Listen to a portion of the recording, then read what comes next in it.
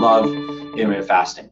And it's one of those things, is it's another tool in the toolbox. And when we get into something that's kind of like very in vogue right now, like IF, it's important to also understand that we want to try to leave as much dogma out the door as possible. Definitely. Intermittent fasting is not the only way that people should be eating to stay healthy. It just so happens to have a lot of metabolic and schedule-based benefits that I want to cover quickly. So for those who don't know intermittent fasting itself, it's basically a style of eating where you compress your eating window into a fewer number of meals, and you're fasting for a larger period of the day. So the classic setups that a lot of people are using are the 16-8 setup, which is often called lean gains, where for 16 hours a day you stay fasted, and for 8 hours you compress your meals into that 8-hour window. So it can look as simple as having meal number 1 at 11:30 to break your fast, meal number 2 at like a late lunch, like 3:30, and then meal number 3 at like 6:30 or 7:30, and then you're done for the day. So kind of like pushing that first meal back and not eating after 7:30 p.m. Now,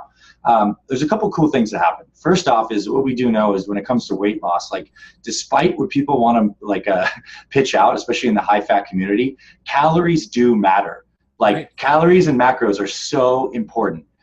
And if you compress your eating window with intermittent fasting, it's going to be a lot easier to eat a wider breadth of foods while still staying in your calorie targets.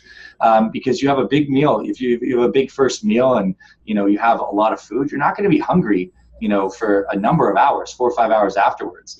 And in that 8-hour window, you can only do so much damage. I mean, we still recommend the right amount of foods, but there's a benefit to like sticking to your calories. And most people on an IF framework, like a 16-8, for example, maintain a calorie deficit a lot easier if they're trying to lose weight. And especially if you're having protein and some good healthy fats in every meal, you're going to stay full, so lower hunger. But the benefits don't stop there. It's not just calorie control. There are a ton of metabolic changes that happen during IF.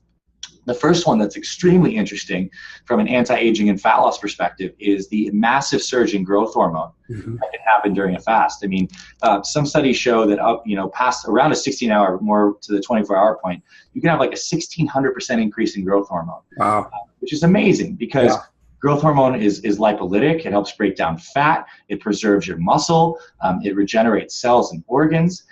And why does this happen? Well, my best understanding of this is the fact that our human bodies were designed to deal with the pressures and stresses of environment where food was often scarce for our ancestors.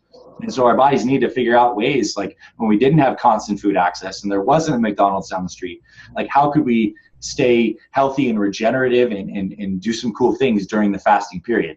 So that's what our bodies do, a lot of amazing things. One of the other huge benefits is a process called autophagy that happens inside cells, where cells digest all the debris and junk that gets accumulated, and our brains actually build new neurons. So all this stuff happens during fasting, and it's not just a weight loss and fat loss tool. I personally recommend that almost every healthy human on the planet who has constant food access do at least some kind of fasting in their weekly routine. 16-8, that lean gain setup we just mentioned, could be a really good long-term option. Some people like that. Wake up, rehydrate, have some black coffee, push that first meal back. But another great way is a 24-hour fast once a week. Okay. Dinner to dinner. Have dinner tonight, green tea and water until dinner tomorrow.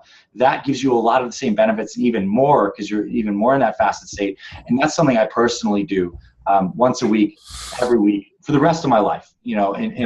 And it's just incredibly, incredibly effective and healthy for so many reasons.